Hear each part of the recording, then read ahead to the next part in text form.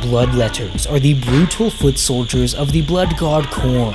They march into battle in perfect formation, accompanied by the thundering of drums. Led by heralds of Khorne, they are highly disciplined, yet when blood is spilt, they will enter into an uncontrollable frenzy, like a school of sharks. Bloodletters wield hell blades, gigantic two-handed weapons that pulsate with dark and evil energy. These blades tear flesh and armor as if they were paper, and are a terrifying sight to behold.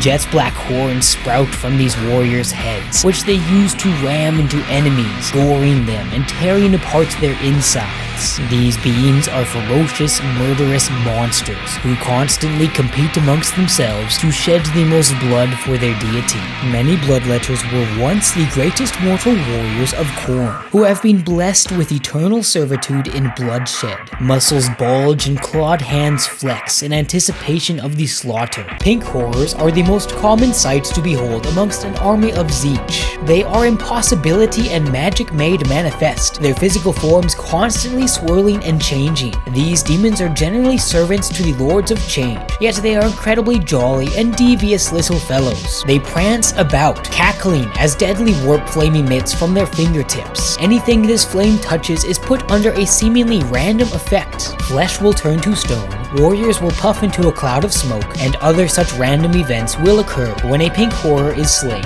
it will split into two beings known as blue horrors. These are somber, grouchy, ugly things that bicker amongst each other and fight with nothing but spite to kill their adversary that ruins their day. If one is to kill these, they will again split into brimstone horrors, which are some of the most spiteful tiny creatures to ever exist. Brimstones are beyond angry at their situation and cope with this by burning everything they see to the ground. Plague Bearers are the most common demon of Nurgle and can almost always be seen amongst his armies. They are diseased, rotting beings whose flesh is constantly falling off and their innards lie fully exposed. They shuffle across the battlefield in putrid formation, droning on in constant counting. Their looks are deceiving though, for Nurgle has given them the gift of unholy resilience, and pain is non-existent to these demons. These shambling foot soldiers were once mortals whose lives were taken by Nurgle's rot, their very souls being tainted by sickness, to raise again and serve the Grandfather.